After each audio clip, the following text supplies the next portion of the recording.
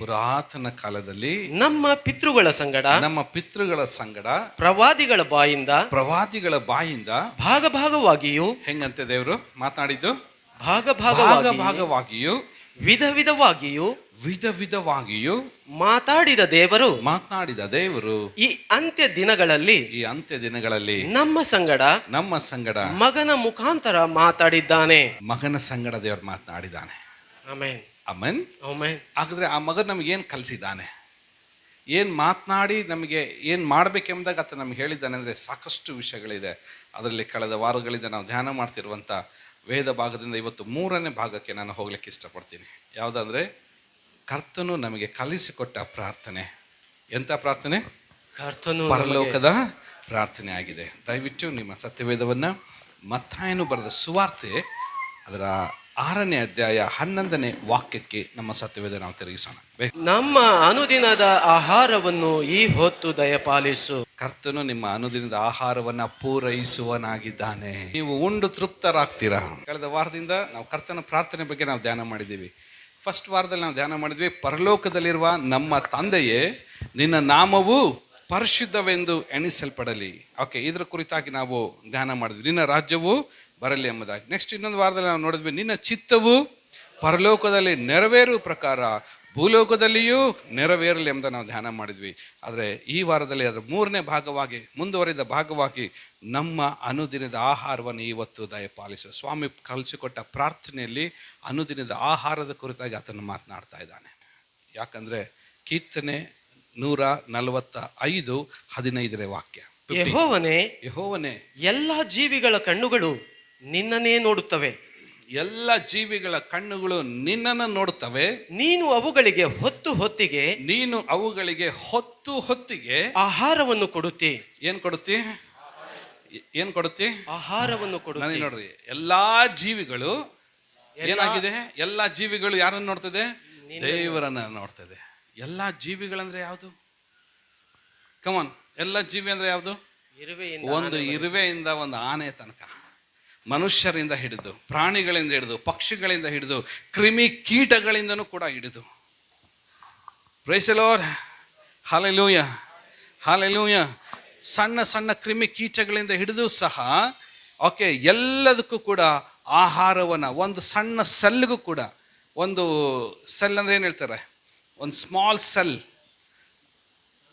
ಒಂದು ಅಣು, ರೈಟ್, ಒಂದು ಸಣ್ಣ ಅಣುವಿಗೂ ಸಹ ದೇವರು ಆಹಾರ ಕೊಡ್ತಾನೆ. ಒಂದು ಸಣ್ಣ ಅಣುವಿಂದ ಮೊದಲುಗೊಂಡು ಓಕೆ ಆನೆ ತನಕ, ತಿಮಿಂಗ್ಲ ತನಕ ಇರುವ ಪ್ರತಿ ಜೀವಿಗಳಿಗೂ ನಮ್ಮ ದೇವರು ಆಹಾರ ಕೊಡುವ ದೇವರಾಗಿದ್ದಾನೆ. ಹಲ್ಲೆಲೂಯಾ. ಆತನಲ್ಲಿ ಯಾವುದೇ ಜಾತಿ ಮತ ಭೇದ ಇಲ್ಲದೆ ಎಲ್ಲರಿಗೂ ಸಹ ಆಹಾರವನ್ನು ಕೊಟ್ಟು ಪೋಷಿಸಿ ಸಾಕಿ ಸಲುಹಿ ನಡೆಸುವ ದೇವರಾತನಾಗಿದ್ದಾನೆ. ಹೇಗೆ ದೇವರು ಕೊಡ್ತಾನಂತೆ? ಯಾವ್ಯಾವ ಟೈಮಿಗೆ ಆಹಾರ ಕೊಡ್ತಾನೆ ಅಂದರೆ ಬೈಬಲ್ ಹೇಳ್ತಿದೆ, ಹೊತ್ತಿಗೆ ಆಹಾರ ಕೊಡುವನಾಗಿದ್ದಾನೆ. Amen, hallelujah. ಎಲ್ಲ ಸಮಯದಲ್ಲಿ ದೇವರು ನಮಗೆ ಆಹಾರವನ್ನು ಕೊಟ್ಟು ನಮ್ಮನ್ನು ಪೋಷಿಸಿ ನಮ್ಮನ್ನು ಸಾಕಿ ಸಲುಹಿ ನಮ್ಮನ್ನು ನಡೆಸುವ ದೇವರಾಗಿದ್ದಾನೆ. ಸುಮ್ಮನೆ ಬಾಯಿ ಮಾತಿನಿಂದ ಹೊಗಳಿಕೆ ಮಾತುಗಳಿಂದ ನಮ್ಮ ಹೊಟ್ಟೆ ತುಂಬಿಸುವ ದೇವರ ಆತನಲ್ಲ ರೀ. ಆತನು ಮಾತನಾಡಿದ್ದನ್ನು ಆತನ ನೆರವೇರಿಸುವ ದೇವರಾಗಿದ್ದಾನೆ. ಏದೇನ್ ತೋಟದಲ್ಲಿ ಓಕೆ ಆಮೆನ್, ಏದೇನ್ ತೋಟದಲ್ಲಿ ಮನುಷ್ಯನನ್ನು ಉಂಟು ಮಾಡಿದಾಗ, ಮನುಷ್ಯನ ಉಂಟು ಮಾಡೋದಕ್ಕಿಂತ ಮುಂಚಿತವಾಗಿಯೇ ಆತನ ಆಹಾರವನ್ನು ಸಿದ್ಧ ಮಾಡಿಟ್ಟಿದ್ದಾನೆ. ಆಮೆನ್. ಆದಿಕಾಂಡ 1ನೇ ಅಧ್ಯಾಯ 29ನೇ ವಾಕ್ಯದಲ್ಲಿ ನೋಡ್ಬೇಕಾದ್ರೆ, ಜೆನೆಸಿಸ್ ಚಾಪ್ಟರ್ 1:29, ಮತ್ತು ದೇವರು ಇಗೋ ಸಮಸ್ತ ಭೂಮಿಯ ಮೇಲೆ ಬೀಜವುಳ್ಳ ಎಲ್ಲಾ ಪೈರುಗಳು, ಬೀಜವುಳ್ಳ ಎಲ್ಲಾ ಹಣ್ಣಿನ ಮರಗಳನ್ನು, ಬೀಜವುಳ್ಳ ಎಲ್ಲಾ ಪೈರುಗಳು, ಎಲ್ಲಾ ಹಣ್ಣಿನ ಮರಗಳು ನಿಮಗೆ ಆಹಾರಕ್ಕಾಗಿ ಕೊಟ್ಟಿದ್ದೇನೆ. ನಿಮಗೆ ಆಹಾರಕ್ಕಾಗಿ ನಾನು ಕೊಟ್ಟಿದ್ದೇನೆ. ಇದಲ್ಲದೆ ಭೂಮಿಯ ಮೇಲೆ ತಿರುಗಾಡುವ ಮೃಗಗಳು, ಭೂಮಿಯ ಮೇಲೆ ತಿರುಗಾಡುವ ಎಲ್ಲ ಮೃಗಗಳು, ಆಕಾಶದಲ್ಲಿ ಹಾರಾಡುವ ಪಕ್ಷಿಗಳು, ಆಕಾಶದಲ್ಲಿ ಹಾರಾಡುವ ಪಕ್ಷಿಗಳು, ನೆಲದಲ್ಲಿ ಹರಿದಾಡುವ ಕ್ರಿಮಿ ಕೀಟಗಳು, ನೆಲದಲ್ಲಿ ಹರಿದಾಡುವ ಎಲ್ಲವೂ ಸಹ ಎಂಬ ಜೀವಿಗಳಿಗೆ ಎಲ್ಲಾ ಹುಲ್ಲು ಸೊಪ್ಪುಗಳನ್ನು ಆಹಾರಕ್ಕಾಗಿ ಕೊಟ್ಟಿದ್ದೇನೆ ಎಂದು ಹೇಳಿದನು. ಎಲ್ಲವನ್ನ ದೇವರ ಆಹಾರಕ್ಕಾಗಿ ಕೊಟ್ಟಿದ್ದಾನೆ. Amen, amen. ಒಂದ್ಸರಿ ನನ್ನ ಕಡೆ ನೋಡ್ರಿ ಎಲ್ಲರೂ, ಲುಕ್ ಅಟ್ ಮೀ. ನಾನು ನೀನು ಉಂಟಾಗೋದಕ್ಕಿಂತ ಮುಂಚೆ ಆಹಾರ ಸಿದ್ಧವಾಗಿದೆ. ಈ ಭೂಲೋಕದಲ್ಲಿ ಮನುಷ್ಯನ ಉಂಟಾಗೋದಕ್ಕಿಂತ ಮುಂಚಿತವಾಗಿ ಆಹಾರವನ್ನು ದೇವರು ಸಿದ್ಧ ಮಾಡಿಟ್ಟಿದ್ದಾನೆ. ಹೊತ್ತಿಗೆ ದೇವರು ಅವುಗಳನ್ನು ಕೊಟ್ಟು ಪೋಷಿಸುವ ದೇವರು ಆತನಾಗಿದ್ದಾನೆ. ಆಮೆನ್. ಎಲ್ಲೆಡೆ ನನ್ನನ್ನು ಪೋಷಿಸುವ ದೇವರು. Amen, hallelujah. ಯಾರು ಕೂಡ ಹಸಿದು ಬಾಯಾರಿದವರಾಗಿ ಇರಬಾರದೆಂಬುದು ದೇವರ ಚಿತ್ತವಾಗಿದೆ. ಎಷ್ಟು ಜನರು ಇವತ್ತು ಹಸಿದವರಾಗಿದ್ದಾರೆ ಹೇಳ್ರಿ ನೋಡೋಣ. ಎಷ್ಟು ಹಸಿದು ಸತ್ತು ಹೋಗಿದ್ದಾರೆ ನೋಡ್ರಿ ಹೇಳೋಣ. ಇಲ್ಲ ರೀ, ನಮ್ಮ ದೇವರು ಯಾರಿಗೂ ಹಸಿವಿಂದ ಮಲಗಿಸುವ ದೇವರಲ್ಲ ರೀ, ಹಸಿದವರಿಗೆ ಅನ್ನ ಕೊಡುವ ದೇವರು. ಕೀರ್ತನೆ 146:7 ವಾಕ್ಯದಲ್ಲಿ ಬರೆಯಲ್ಪಟ್ಟಿದೆ. ಹಿಂಸೆಗೆ ಗುರಿಯಾದವರ ನ್ಯಾಯವನ್ನು ಸ್ಥಾಪಿಸುವವನು, ಹಸಿದವರಿಗೆ ಆಹಾರವನ್ನು ಕೊಡುವವನು ಆತನೇ. ಯೆಹೋವನು ಸೆರೆಯಲ್ಲಿರುವವರನ್ನು ಬಿಡಿಸುತ್ತಾನೆ. ಅಲ್ಲಿ ವಾಕ್ಯ ಹೇಳ್ತಿದೆ, ಹಸಿದವರಿಗೆ ಆಹಾರವನ್ನು ಕೊಡುವನಾಗಿದ್ದಾನೆ. ಆಹಾರವನ್ನು ಆಹಾರ, ಯಾಕಂದ್ರೆ ಆಹಾರವನ್ನು ಆಲ್ರೆಡಿ ದೇವರು ಏನ್ ಮಾಡಿಟ್ಟಿದ್ದಾನೆ, ಸಿದ್ಧ ಮಾಡಿಟ್ಟಿದ್ದಾನೆ. ಹಾಗಾದ್ರೆ ಯೇಸು ಸ್ವಾಮಿ ಯಾಕೆ ಪ್ರಾರ್ಥನೆ ಕಳಿಸಿದ್ರು? ನಮ್ಮ ಅನ್ನದಿಂದ ಆಹಾರವನ್ನು ನಮಗೆ ದಯಪಾಲಿಸಿ ಎಂಬುದಾಗಿ. ಆಮೇನ್ ಆಮೇನ್. ಯಾಕೆ ಹೇಳ್ಕೊಡೋದಂದ್ರೆ ವೆರಿ ಸಿಂಪಲ್ ಇದೆ. ಅದರಲ್ಲೇನು ದೊಡ್ಡ ರಾಕೆಟ್ ಸೈನ್ಸ್ ಏನಿಲ್ಲ ಅದರೊಳಗಡೆ. Very simple. ಏನಂದ್ರೆ ಆಹಾರ ಕೊಡ್ಲಿಕ್ಕೆ ನೀನು ನಂಬಿಗಸ್ತನಾಗಿದೆ, ಅದನ್ನು ತಿಂದು ನಾನು ನಿನಗೆ ಕೃತಜ್ಞತೆ ಉಳ್ಳವನಾಗಿರ್ಬೇಕು. Price the lord. ಆಹಾರ ಕೊಡುವಂಥ ದೇವರು ಯಾರಾಗಿದ್ದಾನೆ? ನಂಬಿಗಸ್ತನಾದ ದೇವರು ಆತನಾಗಿದ್ದಾನೆ. ಎಲ್ಲ ಮನುಷ್ಯರಿಗೆ ಆಹಾರವನ್ನು ಕೊಟ್ಟು ಪೋಷಿಸುವ ದೇವರು ಆತ ನಂಬಿಗಸ್ತನಾಗಿರ್ಬೇಕಾದ್ರೆ ಅದನ್ನು ತಿಂದಂತ, ಅದನ್ನು ಉಂಡಂತ, ಹಸಿದವರಿಗೆ ಆಹಾರ ಕೊಟ್ಟಂತ ಮನುಷ್ಯರು ಇವತ್ತು ದೇವರನ್ನು ಮರೆತು ಬಿಟ್ಟಿದ್ದಾರೆ. ಸ್ವಾಮಿ ಹೇಳ್ಕೊಡ್ತಾ ಇದ್ದಾರೆ ಪ್ರಾರ್ಥನೆಯಲ್ಲಿ, ನಮ್ಮ ಅನ್ನದಿಂದ ಆಹಾರವನ್ನು ನಮಗೆ ದಯಪಾಲಿಸು. ಅಂದರೆ ಓಕೆ, ನಿನಗೆ ಆಹಾರ ಕೊಡುವಾತನು, ನಿನ್ನನ್ನು ಪೋಷಿಸುವಾತನು, ನಿನ್ನ ಹೆಂಡತಿ ಮಕ್ಕಳು, ನಿನ್ನ ಸಂತತಿ ಪೋಷಿಸುವಾತನು ಇನ್ನೂ ಜೀವಿಸ್ತಾ ಇದ್ದಾನೆ ಎಂಬುದಾಗಿ ತೋರಿಸ್ತಾ ಇದೆ. ಸಂತತಿಗಳಿಂದ ಕಾಪಾಡಿಕೊಂಡು ಬಂದ ದೇವರು, ವರ್ಷ ಸಾವಿರಾರು ವರ್ಷಗಳಿಂದ ಜನರಿಗೆ ಅನ್ನವನ್ನು, ನೀರನ್ನು, ಗಾಳಿಯನ್ನು ಕೊಟ್ಟು ಪೋಷಿಸಿದ ಅದೇ ದೇವರು ಇಂದಿಗೂ ಜೀವಿಸ್ತಾ ಇದ್ದಾನೆ, ಮುಂದೇನು ಕೂಡ ಜೀವಿಸುವ ದೇವರು ಆತನಾಗಿದ್ದಾನೆ. ಆಮೆನ್. ಆತನೆಲ್ಲರಿಗೂ ಆಹಾರವನ್ನು ಕೊಟ್ಟು ತಿನ್ನುವುದಕ್ಕೆ ಓಕೆ, ಹಲ್ಲೆಲೂಯ, ಆಹಾರ ಕೊಡುವ ದೇವರು. ಆದರೆ ಇವತ್ತು ಮನುಷ್ಯರೇನಾಗಿದ್ದಾರೆ, ಅದನ್ನು ತಿಂದು ಆ ಆಹಾರದ ವಿಷಯದಲ್ಲಿ ಅಲಕ್ಷ್ಯವುಳ್ಳವರಾಗಿದ್ದಾರೆ, ತಿಂದು ಕೊಬ್ಬಿದ್ದಾರೆ. ಇವ್ರು ಹೇಳಿದ್ರಲ್ಲ, ತಿಂದು ತೇಗ್ತಾರೆ ಎಂಬುದಾಗಿ. ತಿಂದು ತೇಗಿ ಆಹಾರ ಕೊಟ್ಟ ಆತನನ್ನೇ ಇವತ್ತು ಮರೆತು ಬಿಟ್ಟಿದ್ದಾರೆ. ಆದರೆ ಯೇಸು ಸ್ವಾಮಿ ಪ್ರಾರ್ಥನೆಯಲ್ಲಿ ಜ್ಞಾಪಿಸಿಕೊಳ್ತಾ ಇದ್ದಾರೆ, ನೀನು ತಿಂತಿರುವ ಆಹಾರ ನಿಂದಲ್ಲ, ನೀನು ತಿಂತಿರುವ ಆಹಾರ ದೇವರಿಂದ ಬಂದಿದ್ದು. ನೀನು ತಿನ್ನುತ್ತಿರುವ ಆಹಾರ ಅದು ಬೀಜದಿಂದ ಬಂದಿದ್ದು, ಹಣ್ಣಿನಿಂದ ಬಂದಿದ್ದು. Price the lord. ದೇವರದನ್ನು ಸೃಷ್ಟಿ ಮಾಡದೇ ಇದ್ರೆ, ದೇವರದನ್ನು ಉಂಟು ಮಾಡದೇ ಇದ್ರೆ ನೀನೇನು ತಿಂತೀಯ? ಇವತ್ತು ಸ್ಟಾರ್ಟ್ ಆಗಿದೆ ನೋಡ್ರಿ ಬರಗಾಲ. ಒಂದು ಆಶ್ಚರ್ಯಕರವಾದಂಥ ಘಟನೆ ಮೊನ್ನೆ ನಾನೊಂದು ಯೂಟ್ಯೂಬ್ನಲ್ಲಿ ನಾನು ನೋಡ್ತಾ ಇದ್ದೆ ರೀ. ಓಕೆ, ಎಲೆಕ್ಷನ್ ಯಾವ್ದು ಗೆಲ್ತೈತೆ ಎಂಬುದಾಗಿ ಕೇಳಕ್ಕೆ ಹೋಗ್ತಾ ಇದ್ರಲ್ಲ ಇವಾಗೆಲ್ಲ ಎಲ್ಲ ಊರಲ್ಲಿ, ಯಾವ್ದು ಈ ಪಾರ್ಟಿ ಗೆಲ್ತೈತೆ ಆ ಪಾರ್ಟಿ ಗೆಲ್ತೈತೆ ಎಂಬುದಾಗಿ. ಒಬ್ಬನು ಕೂತ್ಕೊಂಡು ಅವನು ಏನು ಸೀದಾ ಒಂದು ಬಿರಿಯಾನಿ ಅಂಗಡಿಗೆ ಹೋಗಿದ್ದಾನೆ. ಓಕೆ, ಒಂದು ಬಿರಿಯಾನಿ ಹೋಟೆಲ್ಗೆ ಹೋಗಿದ್ದಾನೆ. ಆ ಬಿರಿಯಾನಿ ಹೋಟೆಲಲ್ಲಿ ಹೋಗ್ಬೇಕಾದ್ರೆ ಒಬ್ಬನು ಬಿರಿಯಾನಿ ತಿಂತಾ ಇದ್ದಾನೆ. ಅವನಿಗೂ ಮೈಕ್ ಹಿಡಿದ. ಓಕೆ, ಯಾವ ಪಕ್ಷಗೆ? ಏನ್ರಿ ಬರಗಾಲ ಬಂದೈತ್ರಿ, ಎಲ್ರಿ ಏನ್ರಿ ತಿನ್ಬೇಕಂತಾನೆ ಬಿರಿಯಾನಿ ತಿಂತಾನೆ. ಅವನು ಕೇಳಬಿಟ್ಟ, ಅಲ್ಲ ಸರ್ ಬಿರಿಯಾನಿ ತಿಂತಿದ್ರೆ ಏನು ತಿನ್ಬೇಕು? ನಾನು ಬಿರಿಯಾನಿ ತಿಂತೀನಿ ರೀ, ಜನ ಏನು ತಿನ್ನಬೇಕು ಅಂತ ಹೇಳಿ ಕೇಳ್ತಾನೆ ಅವನು. ಓಕೆ, ನಾನು ಇನ್ನೋಡೋದು ವಂಡರ್ ಆಯ್ತು ರೀ. ತಿಂತಾ ಇದ್ದಾರೆ ಇವತ್ತು ಜನರು. ಎಲ್ಲ ಕಾಲದಲ್ಲೂ ಬರಗಾಲ ಇದನ್ನು ಕೂಡ ಏನೂ ಬಿಡೋದಿಲ್ಲ ರೀ. ಏನಾದರೂ ಒಂದು ಹೊಡ್ಕೊಂಡಾದ್ರೆ ತಿಂತಾರೋ. ಆದರೆ ತಿನ್ನುವಂಥ ಜನರು ಕೊಟ್ಟಾತನನ್ನು ಮರೆತು ಬಿಟ್ಟಿದ್ದಾರೆ. ಸ್ವಾಮಿ ಪ್ರಾರ್ಥನೆಯಲ್ಲಿ ಕಳಿಸ್ಕೊಡ್ತೇನೆ, ನಮ್ಮ ಅನ್ನದಿಂದ ಆಹಾರವನ್ನು ದಯಪಾಲಿಸು. ಅಂದರೆ ನಿನ್ನ ಕಣ್ಣನ ಮೇಲೆ ಕೆತ್ತಿ ನೋಡು, ನಿನ್ನ ಹೃದಯವನ್ನು ಮೇಲೆ ಕೆತ್ತಿ ನೋಡು. ದೇವರಿಗೆ ಆಹಾರದ ವಿಷಯದಲ್ಲಿ ಕೃತಜ್ಞತೆ ಉಳ್ಳವನಾಗಿರು. ಬಿ ಫೇತ್ಫುಲ್, ನಂಬಿಗಸ್ತನು, ಕೃತಜ್ಞತೆ ಉಳ್ಳವನಾಗಿರು.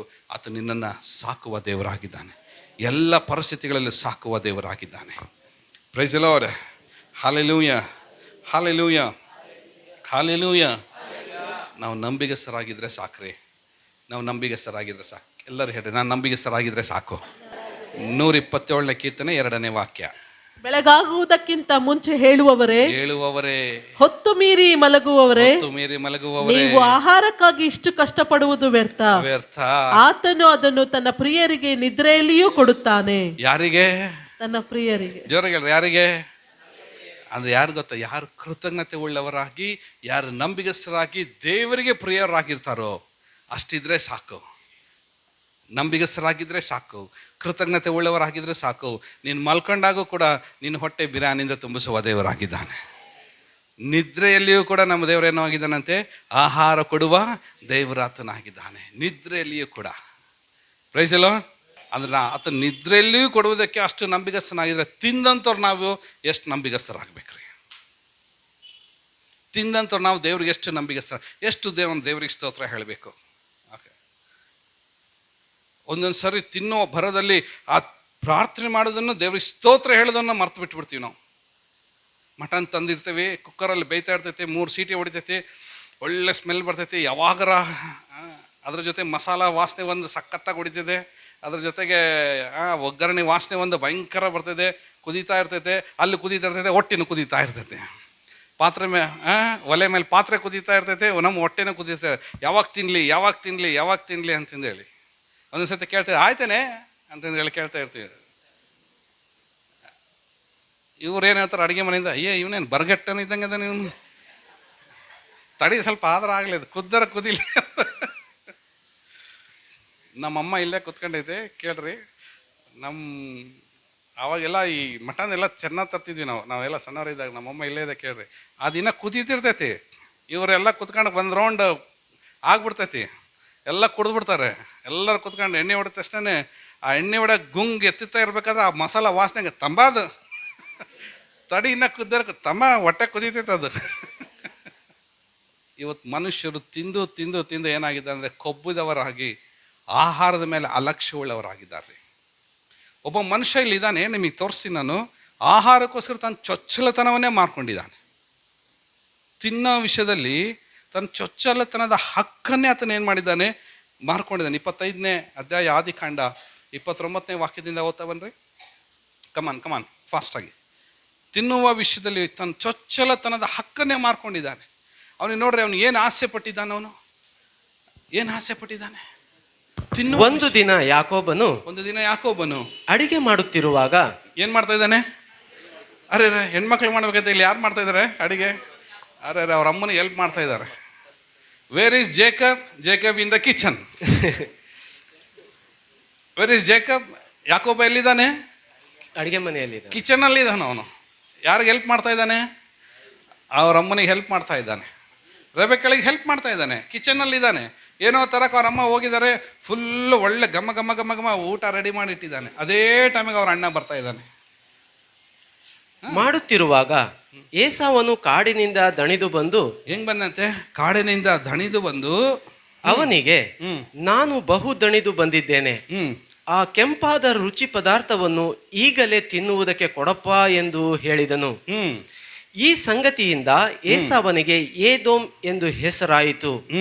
ಯಾಕೋಬನು ಅವನಿಗೆ, ನೀನು ಮೊದಲು ನಿನ್ನ ಚೊಚ್ಚಲುತನದ ಹಕ್ಕನ್ನು ನನಗೆ ಮಾರಿಬಿಡು ಅನ್ನಲು, ಏಸಾವನು, ಆಗಲಿ, ನನ್ನಂತ ಸಾಯುವವನಿಗೆ ಚೊಚ್ಚಲುತನದಿಂದ ಪ್ರಯೋಜನವೇನು ಅಂದನು.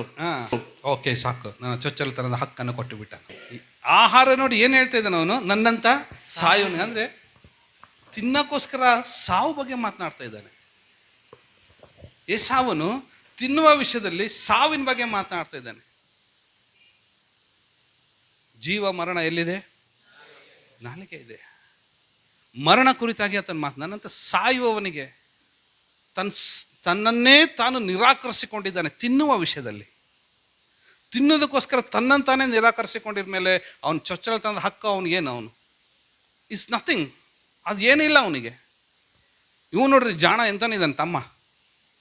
ಎಲ್ಲದ್ರಲ್ಲಿ ನಮ್ಮಪ್ಪ ನಿನ್ನನ್ನೇ ಕರೀತಾನೆ, ನನ್ನ ದೊಡ್ಡ ಮಗ, ನನ್ನ ಚೊಚ್ಚಲ ಮಗ, ನನ್ನ ದೊಡ್ಡ ಮಗ ಅಂತಂದ್ರೆ ಇದು ಕೇಳಿ ಫುಲ್ ಇರಿಟೇಷನ್ ಆಗ್ತೈತಿ ಅವನಿಗೆ. ಯಾರಿಗೆ? ಯಾಕೋಬನಿಗೆ. ಮಾಡ್ತೀನಿ ಅಂತ. ಇದು ಕರೆಕ್ಟ್ ಟೈಮ್ ನೋಡ್ದ, ಯಾರು ಇಲ್ಲ, ಅಮ್ಮನೂ ಇಲ್ಲ, ಯಾರು ಇಲ್ಲ. ಕರೆಕ್ಟಾಗಿ ಅವ್ನು ದಣದು ಬಂದಿದ್ದಾನೆ. ಏನು ಬೇಕು ನಿನಗೆ? ನನ್ನಂತ ಸಾಯನ್ ಫಸ್ಟ್ ಊಟ ಕೊಡು ನನಗೆ ಅಂತ ಕೇಳ್ತಾ ಇದ್ದಾನೆ. ಇದೇ ಟೈಮ್ ಕರೆಕ್ಟಾಗಿ ಇವನಿಗೊಂದು ಪ್ರಶ್ನೆ ಕೇಳ್ತೀನಿ ನಾನು.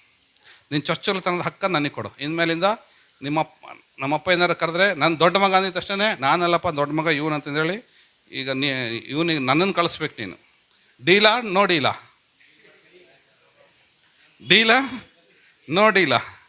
ಇವನು ಹೆಸಂದ ಗೊತ್ತಾ? ಸಾಯು, ನಾನು ಒಟ್ಟ ಸೇತು ಕೊಡಲಿ ತಿನ್ನಕ್ಕೆ ನೀನು ಚೊಚ್ಚಲತನ ಹಾಕ್ಬೇಕಾ? ತಗೊಂಡಿ. ಹಲೋ ನನ್ನ ಪ್ರೀತಿ ಒಳ್ಳೆ ದೇವಚಂದ್ರೇ, ನಿಮ್ಮ ರಕ್ಷಣೆ ವಿಷಯದಲ್ಲಿ ಕೂಡ ಸೈತಾನನ ಹೀಗೆ ವಂಚಿಸುವನಾಗಿದ್ದಾನೆ. ಯೇಸು ಸ್ವಾಮಿ ಹತ್ರ ಬರ್ತಾನೆ. ಯೇಸು ಸ್ವಾಮಿ 40 ದಿನ ಉಪವಾಸ ಪ್ರಾರ್ಥನೆ ಮಾಡಿ ಬಹಳ ದಣದಿದ್ದಾರೆ, ಭಯಂಕರ ದಣದಿದ್ದಾರೆ. 40 ದಿನದಿಂದ ಒಂದು ಹನಿ ನೀರು ಸಹ ಯೇಸು ಸ್ವಾಮಿ ಕುಡ್ದಿಲ್ಲ.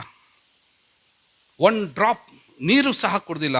ಆತನು ದಣಿದವನಾಗಿರ್ಬೇಕಾದ್ರೆ ಪಿಶಾಚಿ ಸೈಲೆಂಟಾಗಿ ಬಂದು ಈ ಕಲ್ಲುಗಳನ್ನು ರೊಟ್ಟಿಯನ್ನಾಗಿ ಮಾಡು ತಿನ್ನು. ಯೇಸು ಸ್ವಾಮಿ ಅದಕ್ಕೆ ಏನಂತ ಹೇಳ್ತಾರೆ? ಮನುಷ್ಯನು ರೊಟ್ಟಿ ತಿಂದ ಮಾತ್ರಕ್ಕೆ ಬದುಕುವುದಿಲ್ಲ, ದೇವರ ಬಾಯಿಂದ ಹೊರಡುವ ಮಾತುಗಳಿಂದ ಬದುಕುವ. ದೇವ ಜನರು ಯಾರಾಗಿದ್ದಾರೆ ಅಂದರೆ, ನಾವು ರೊಟ್ಟಿ ತಿಂದು ಬದುಕೋರಲ್ಲ, ದೇವರ ವಾಕ್ಯದಿಂದ ಬದುಕೋರಾಗಿದ್ದೇವೆ. ಹಲ್ಲೆಲೂಯಾ. ನಾವು ದೇವರ ವಾಕ್ಯದಿಂದ, ಹೇಳ್ರಿ ನನ್ನ ಜೊತೆ, ದೇವರ ವಾಕ್ಯದಿಂದ ನನ್ನ ಚೊಚ್ಚಲುತನದ ಹಕ್ಕನ್ನು ಕಾಪಾಡಿಕೊಳ್ಳುವನಾಗಿದ್ದೇನೆ. ಹಲ್ಲೆಲೂಯಾ. ನೀವು ಪಕ್ಕದಲ್ಲಿ ನೋಡಿ ಹೇಳ್ರಿ, ಚೊಚ್ಚಲುತನದ ಹಕ್ಕನ್ನು ಕಾಪಾಡ್ಕೊಳ್ರಿ ಅಂತ ಹೇಳ್ರಿ ಅವ್ರಿಗೆ. ಕಾಪಾಡ್ಕೊಳ್ರಿ. ಓಕೆ, ನನಗೆಲ್ಲರೂ ನೋಡಿ, ಮಾರಿಬಿಡ್ಬೇಡ್ರಿ ಅಂತ ಹೇಳ್ರಿ. Don't sale, don't sold out, don't sale. Amen. ಅದನ್ನು ಮರಿಬೇಡ್ರಿ ನೀವು, ಅಥವಾ ಮಾರಬೇಡ್ರಿ. ಅಲ್ಲಿ ಹೇಳ್ತಾ ಇದ್ದಾನೆ, ಮಾರಿಬಿಟ್ರಂತೆ. ಇನ್ನೊಂದು ಸ್ವಲ್ಪ ಜನ ಇದ್ದಾರೆ. ವಿಮೋಚನೆ ಕಂಡ 16ನೇ ಅಧ್ಯಾಯ 4ನೇ ವಾಕ್ಯಕ್ಕೆ ಬನ್ನಿರಿ. ವಿಮೋಚನೆ ಕಂಡ 16ನೇ ಅಧ್ಯಾಯ 4ನೇ. ಇಲ್ಲೋ ಸ್ವಲ್ಪ ಜನ ಇದ್ದಾರೆ. ದೇವರು ಮೋಶೆ ಮೂಲಕವಾಗಿ ಇಸ್ರಾಯೇಲ್ ಜನರನ್ನು ಐಗುಪ್ತ ದೇಶದಿಂದ ಬಿಡುಗಡೆ ಮಾಡಿ ದೊಡ್ಡ ಮಹಾಪರಾಕ್ರಮದಿಂದ ಕೆಂಪು ಸಮುದ್ರವನ್ನು ಛೇದಿಸಿ ಅವ್ರನ್ನ ಹೊರಗಡೆ ತಂದು ಅವರು ಎಲೀಮ್ ಪ್ರಾಂತಕ್ಕೆ ಬರ್ತಾ ಇದ್ದಾರೆ. ಮೋಶೆ ಆರೋನರ ಮೇಲೆ ಗುಣಗುಟ್ಟಿ ಅವರಿಗೆ, ಈ ಸಮೂಹವನ್ನೆಲ್ಲ ಹಸಿವೆಯಿಂದ ಸಾಯಿಸಬೇಕೆಂದು ನೀವು ಈ ಅರಣ್ಯದೊಳಕ್ಕೆ ನಮ್ಮನ್ನು ಕರೆಕೊಂಡು ಬಂದಿರಷ್ಟೇ. ಸಾಕು. ಅವ್ರು ನೋಡ್ರಿ, ಮೋಶೆ ಆರೋನರ ಮೇಲೆ ಗುಣಗುಡ್ತಾ ಇದ್ದಾರೆ. ಯಾಕೆ ಗುಣಗುಡ್ತಾ ಇದ್ದಾರೆ? ಯಾಕೆ? ಜೋರಾಗಿ ಹೇಳ್ರಿ, ಯಾಕೆ? ಹಲೋ ಸಿಸ್ಟರ್ಸ್, ಯಾಕೆ ಗುಣಗುಡ್ತಾ ಇದ್ದಾರೆ? ಬ್ರದರ್ಸ್ ಹೇಳ್ರಿ, ಯಾಕೆ ಗುಣಗುಡ್ತಾ ಇದ್ದಾರೆ? ಹೊಟ್ಟೆ ತಿನ್ನೋದಕ್ಕೋಸ್ಕರ. ಇಲ್ಲಿ ಬಂದು ನಮಗೆ ಸಾಯಿಸ್ಬೇಕಂತ ಇದ್ದೀರಾ. ಹೆಂಗೆ ಸಾಯಿಸ್ಬೇಕಂತ ಇದ್ದೀರಾ? ಕತ್ತಿಯಿಂದಲ್ಲ. ಹೆಂಗೆ? ಹಸಿವಿನಿಂದ ನಮ್ಮನ್ನು ಸಾಯಿಸ್ಬೇಕಂತ ಇದ್ದೀರಾ. ಈ ಮಾತನ್ನು ಯಾರು ಕೇಳಿಸ್ಕೊಂಡಿದ್ದಾರೆ? ಪರಲೋಕದ ದೇವರು ಕೇಳಿಸ್ಕೊಂಡಿದ್ದಾರೆ. ದೇವ್ರು ಹೇಳ್ತಿದ್ದಾರೆ ಮೋಶೆಗೆ, ಮೋಶೆ ಏನಂತೆ? ಈಗ ಓದ ವಾಕ್ಯ. ಆಗ ಯೆಹೋವನು ಮೋಶೆಗೆ, ಇಗೋ ನಾನು ಆಕಾಶದಿಂದ ನಿಮಗೋಸ್ಕರ ಆಹಾರವನ್ನು ಸುರಿಸುವೆನು. ಆಕಾಶದಿಂದ ನಾನು ನಿಮಗೋಸ್ಕರ ಆಹಾರವನ್ನು ಸುರಿಸುವೆನು. ಈ ಜನರು ಪ್ರತಿದಿನವೂ ಹೊರಗೆ ಹೋಗಿ ಆಯಾ ದಿನಕ್ಕೆ ಬೇಕಾದಷ್ಟು ಮಾತ್ರ ಕೂಡಿಸಿಕೊಳ್ಳಬೇಕು. ಇದರಿಂದ ಇವರು ನನ್ನ ಬೋಧನೆಯನ್ನು ಅನುಸರಿಸಿ ನಡೆಯುವವರೋ ಅಲ್ಲವೋ ಎಂದು ಪರೀಕ್ಷಿಸಿ ತಿಳಿಯುತ್ತೇನೆ. 6ನೇ ದಿನದಲ್ಲಿ ಮಾತ್ರ ಅವರು ತಂದದ್ದನ್ನು ಸಿದ್ಧಪಡಿಸಿಕೊಳ್ಳುವಾಗ ಅದು ಪ್ರತಿದಿನ ಕೂಡಿಸಿಕೊಂಡದ್ದಕ್ಕಿಂತ 2ರಷ್ಟಾಗಿರುವುದು ಎಂದು ಹೇಳಿದನು. ಓಕೆ, ಅದು ಯಾವ್ದ್ರ ಬಗ್ಗೆ ದೇವ್ರು ಮಾತನಾಡ್ತಿದ್ದಾನೆ ಇಲ್ಲಿ? ಓಕೆ, ಮನ್ನಾದ ಬಗ್ಗೆ ಮಾತಾಡ್ತಾ ಇದ್ದಾನೆ. ಕೀರ್ತನೆಯಲ್ಲಿ ಒಂದು ಮಾತು ಹೇಳ್ತಿದೆ, ದೇವದೂತರು ತಿನ್ನುವ ಆಹಾರವನ್ನು ದೇವರು ಅವ್ರಿಗೆ ಕೊಟ್ಟು ಪೋಷಿಸಿದನಂತೆ. ದೇವರು ಮನ್ನವನ್ನು ಕೊಟ್ಟಿದ್ದಾನೆ, ಲಾವಕ್ಕಿಯನ್ನು ಅವ್ರು ಮಾಂಸ ಕೇಳಿದ್ರು, ಮಾಂಸವನ್ನು ಕೂಡ ಕೊಟ್ಟಿದ್ದಾನೆ. ಹೆಂಗೆ ತಿಂದ್ರಂತವ್ರು? ಈಗ ಹೇಳಿ ನೀನು, ಅವಾಗಲೇ ಏನು ಹೇಳ್ದಿಲ್ಲ ಅವರಿಗೆ. ಹೆಂಗೆ ತಿಂದ್ರವರು? ಜೋರಾಗಿ ಹೇಳಿ, ಹೆಂಗೆ ತಿಂದರು? ತಿಂದು ತೇಗಿ ವಾಂತಿ ಮಾಡಿ ಸತ್ರು. ಓಕೆ, ಹೆಂಗೆ ಸತ್ರು ಅವರು? ತಿಂದು ಇಲ್ಲಿ ಕೈ ಇಟ್ರೆ ಪೀಸ್ ಸಿಗವಂತೆ, ಲೆಗ್ ಪೀಸ್. ಹಿಂಗೆ ಕೈ ಇಟ್ರೆ ಒಂದು ಲೆಗ್ ಪೀಸ್ ತೆಗಿಬೋದಿತ್ತು. ಹಿಂಗೆ ಅಲ್ಲಿ ತನಕ ತಿಂದ್ರವರು. ಯಾವತ್ತರ ಕಂಡರ ಇಲ್ಲ ಅನ್ನೋ ಹಂಗೆ. ಪ್ರೈಸ್ ಇಲ್ಲ. ಹಾಗೆ ತಿಂದು ತಿಂದು ತಿಂದು. ಓಕೆ, ಅದಕ್ಕೆ ಪೌಲನ್ ಹೇಳ್ತಾನೆ, ಅತಿ ಮಾಂಸ ಭಕ್ಷಕರಾಗಬೇಡ್ರಿ. ಪೌಲನ್ ಹೇಳ್ತಾನೆ, ಅತಿ ಮಾಂಸ ಭಕ್ಷಕರಾಗಬೇಡ್ರಿ. ಹೆಂಗೆ ತಿನ್ನಂತೆ? ತಿಂದು ತಿಂದು ತಿಂದು ಮದವೇರಿ ಅವರು ಯಾವ ದೇವರು ನಮ್ಮನ್ನು ಕರ್ಕೊಂಡು ಬಂದನು, ಯಾವ ದೇವರು ಪೋಷಿಸಲಿಕ್ಕೆ ಶಕ್ತನಾಗಿದ್ದನೋ ಆತನನ್ನೇ ಮರೆತು ಬಿಟ್ರು. ಅವರು ಆತನನ್ನೇ ಮರೆತು ಬಿಟ್ರು. ಒಬ್ಬನು ತಿನ್ನೋ ವಿಷಯದಲ್ಲಿ ಚೊಚ್ಚಲುತನದ ಹಕ್ಕನ್ನು ಮಾರ್ಕೊಂಡಿದ್ದಾನೆ, ಇನ್ನೊಬ್ರು ತಿಂದು ತಿಂದು ತೇಗಿ ಸತ್ತು ಹೋಗಿದ್ದಾರೆ. ಯೇಸು ಸ್ವಾಮಿ ಎಷ್ಟು ಚೆನ್ನಾಗಿ ಪ್ರಾರ್ಥನೆ ಕಲಿಸ್ಕೊಳ್ಳಿ, ಅನುದಿನ ಅಷ್ಟೇ ನಮಗೆ ಆಹಾರ ಬರಲಿ. Price the lord. ಆಹಾರಕ್ಕೋಸ್ಕರನೇ ಜೀವನ ಅಲ್ಲ ರೀ, ಜೀವನಕ್ಕೋಸ್ಕರ ಆಹಾರ ಬೇಕಷ್ಟೆ. ಇಡೀ ನಮ್ಮ ಜೀವನ ಆಹಾರಕ್ಕೋಸ್ಕರ ದುಡಿಯುವಂಥದ್ದಲ್ಲ. ನಮ್ಮ ಜೀವನಕ್ಕೋಸ್ಕರ ಆಹಾರ ಬೇಕಷ್ಟೇ. ಆ ಹೊತ್ತಿಗೆ ದೇವರು ಅದನ್ನು ಕೊಟ್ಟು ನಡೆಸ್ತಾನೆ ಅಷ್ಟೇ. ಆದರೆ ನಿಮ್ಮ ಕಣ್ಣುಗಳು ಯಾವಾಗಲೂ ಆಹಾರ ಕೊಡುವ ಆತನಿಗೆ, ನಂಬಿಗಸ್ತನ ದೇವರ ಕಡೆಗೆ ನಿಮ್ಮ ಕಾಂಟ್ಯಾಕ್ಟ್ ಇರಲಿ. ಆತನನ್ನೇ ನೋಡ್ತಾ ಇರೋ ಎಂಬುದಾಗಿ ಸ್ವಾಮಿ ಪ್ರಾರ್ಥನೆ ನಮಗೆ ಕಲಿಸ್ಕೊಟ್ಟಿದ್ದಾರೆ. Praise the lord. Hallelujah, hallelujah. ಎಲ್ಲರೂ ನಂಬಿಗಸ್ತಕ್ಕೆ ಕೇಳಿಸ್ಕೊಳ್ಳಿ. ಹೇಳಿ, ನೀನು ನಂಬಿಗಸ್ತನಾಗಿದ್ರಾಗೂ ಸಹ ದೇವ್ರು ಹೇಗೆ ಬೇಕಾದರೂ ನಿನಗೆ ಆಹಾರ ಕೊಡಲಿಕ್ಕೆ, ಒಂದು ನಿದ್ರೆಯಲ್ಲಿಯೂ ದೇವ್ರು ಕೊಡ್ಲಿಕ್ಕೆ ಶಕ್ತನಾಗಿದ್ದಾನೆ. ಇನ್ನೊಂದು ಸಾರಿ ಓಕೆ, 1 ಅರಸು 17ನೇ ಅಧ್ಯಾಯ 2ನೇ ವಾಕ್ಯದಿಂದ ಓದ್ತಾ ಬನ್ನಿರಿ. ದೇವರು ಎಲಿಯನಿಗೆ ಏನು ಕೊಡ್ತಾ ಇದ್ದಾರೆ? 1 Kings chapter 17 verse 2-6. ನೀನು ಈ ಸ್ಥಳವನ್ನು ಬಿಟ್ಟು ಪೂರ್ವ ದಿಕ್ಕಿಗೆ ಹೋಗಿ ಯೋರ್ದಾನ್ ಹೊಳೆಯ ಆಚೆಯಲ್ಲಿರುವ ಕೆರಿಯತ್ ಹಳ್ಳದಲ್ಲಿ ಕೆರೆತ್ ಅಡಗಿಕೋ. ಹಳ್ಳದಲ್ಲಿ ನೀನು ಹೋಗಿ ಅಡಗಿಕೋ. ಆ ಹಳ್ಳದ ನೀರು ನಿನಗೆ ಆ ಹಳ್ಳದ ನೀರು ನಿನಗೆ ಪಾನವಾಗಿರುವುದು. ಪಾನವಾಗಿರ್ತದೆ. ನಿನಗೆ ಆಹಾರ ತಂದು ಕೊಡಬೇಕೆಂದು ನಿನಗೆ ಆಹಾರ ತಂದು ಕೊಡಬೇಕೆಂದು ಕಾಗೆಗಳಿಗೆ ಆಜ್ಞಾಪಿಸಿದ್ದೇನೆ ಎಂದು ಹೇಳಿದನು. ರೇ ನಿನಗೆ ಆಹಾರ ತಂದು ಕೊಡಬೇಕೆಂದು ಕಾಗೆಗಳಿಗೆ ಆಜ್ಞಾಪಿಸಿದ್ದೇನೆ ಎಂದು ಹೇಳಿದನು. ಕಾಗೆಗೆ ದೇವರು ಆಜ್ಞಾಪಿಸಿದನಂತೆ. ನೋಡ್ರಿ, ಕಾಗೆ ಕೊಡ್ತೈತ ಅದು? ತನ್ನ ಬಾಯಲ್ಲಿದೆ ಕಚ್ಕೊಂಡು ಓಡೋಗ್ಬಿಡ್ತೈತೆ ಅದು. ಪ್ರೈಸಲೋ, ಕಾಗೆ ಮುಖಾಂತರ ಕೂಡ ಆಹಾರ ಕೊಡ್ಲಿಕ್ಕೆ ನಮ್ಮ ದೇವ್ರ ಶಕ್ತನಾಗಿದ್ದಾನೆ. ಯಾರಾದ್ರೂ ಹೇಳ್ರಿ ಆಮೇನ್. ಹಲ್ಲೆಲೂಯ. ಎಲಿಯನ್ನು ಏನು ತಿಂದಿದ್ದಾನೆ ಗೊತ್ತಾ? ಏನು ತಿಂದಿದ್ದಾನೆ? ರೊಟ್ಟಿಯನ್ನು ಮತ್ತೆ ಮಾಂಸವನ್ನು, ಸೊಪ್ಪಿನ ಸಾರು, ಅಲ್ಲ ಸೊಪ್ಪಿನ ಪಲ್ಯ, ಬೆಂಡೆಕಾಯಿ ಪಲ್ಯ, ಮಾಂಸ. ಅರೇ ರೊಟ್ಟಿ ಜೊತೆಗೆ ಏನು ತಂದು ಕೊಟ್ಟಿದ್ದದು? ಮಾಂಸ. ರೊಟ್ಟಿಯನ್ನು, ಮಾಂಸವನ್ನು. ಓಕೆ, ಎಲ್ಲಿಂದ ಎತ್ಕೊಂಬಂತದ್ದು? ರಾಜನ ಮನೆಯಿಂದ ಎತ್ಕೊಂಡು ಮಾಡ್ತದು. ಬುತ್ತಿಯನ್ನು ಕಟ್ಟಿಟ್ಟಾಗ ಎತ್ಕೊಂಡೋಗಿ ಸೀದಾ ತಂದು ಎಲೆನೆಗೆ ಕೊಟ್ಟು ಸಾಕ್ತದು. ಆದರೆ ಕೆರೆತ್ ಹಳ್ಳ ಬತ್ತೋಗ್ಬಿಡ್ತ್ರಿ. ನೀರು ಕುಡಿತಾ ಇದ್ದ ಬತ್ತೋಗ್ಬಿಟ್ಟ. ಈಗ ಅವನು ಎದ್ದು ಹೋಗ್ಬೇಕಾಯ್ತು. ಮತ್ತೆ ದೇವ್ರು ಹೇಳ್ತಾರೆ, ಎಲ್ಲಿಯೇನೆ ನೀನು ಎದ್ದು ಹೋಗು, ಚರಪ್ತ ಊರಿಗೆ ಹೋಗಿ. ನೀನು ಎಲ್ಲಿಗೆ ಹೋಗು ಮುಂದೆ? ಅವನಿಗೆ, ನೀನು ಇಲ್ಲಿಂದ ಚಿದೋನ್ಯರ ಚಾರೆಪ್ತ ಊರಿಗೆ ಹೊರಟು ಹೋಗಿ ಅಲ್ಲಿ ವಾಸಿಸು. ನಿನ್ನನ್ನು ಸಾಕಬೇಕೆಂದು ಅಲ್ಲಿನ ಒಬ್ಬ ವಿಧವೆಗೆ ಆಜ್ಞಾಪಿಸಿದ್ದೇನೆ ಅಂದನು. ನಿನ್ನನ್ನು ಸಾಕಬೇಕೆಂದು ಅಲ್ಲಿ ಒಬ್ಬ ವಿಧವೆಗೆ ನಾನು ಆಜ್ಞಾಪಿಸಿದ್ದೇನೆ. ಅರೆ, ನಮ್ಮ ಅನುದಿನದ ಆಹಾರ ಕೊಡುವ ದೇವರು ಎಷ್ಟು ದೊಡ್ಡ ದೇವರು. ಒಂದ್ಸರಿ ಕೈಗಳನ್ನು ದೇವ್ರಿಗೆ ಸ್ತೋತ್ರ. Hallelujah, hallelujah. ದೇವರು ಏದೇನು ತೋಟದಲ್ಲಿಯೂ ಆಹಾರ ಇಟ್ಟಿದ್ದಾನೆ. ಆಕಾಶವನ್ನು ಸೀಳಿ ಮನ್ನವನ್ನೂ ಸುರಿಸ್ಲಿಕ್ಕೆ ಶಕ್ತನಾಗಿದ್ದಾನೆ. ಕಾಗೆಗೂ ಆಜ್ಞಾಪಿಸಿದ್ದಾನೆ, ಒಬ್ಬ ವಿಧವೆಗೂ ಆಜ್ಞಾಪಿಸಿದ್ದಾನೆ. ನಮ್ಮ ನಂಬಿಗಸ್ತಿಕೆಯನ್ನು ದೇವರ ಸನ್ನಿಧಾನದಲ್ಲಿ ನಾವು ತೋರಿಸೋದಾಗಿದ್ರೆ ನಾನು ಹೇಳ್ತೇನೆ, ನಿಶ್ಚಯವಾಗಿ ಹೇಗಾದ್ರೂ ಸರಿ ನಮ್ಮ ಅಗತ್ಯತೆಗಳನ್ನು, ನಮ್ಮ ಹಸಿವನ್ನು, ನಮ್ಮ ದಾಹವನ್ನು ತೀರಿಸುವ ದೇವರು ನಮ್ಮ ದೇವರಾಗಿದ್ದಾನೆ. ಹೇಗಾದರೂ ಸರಿ ಆಹಾರ ಕೊಡಲಿಕ್ಕೆ ದೇವರು ಶಕ್ತನಾಗಿದ್ದಾನೆ.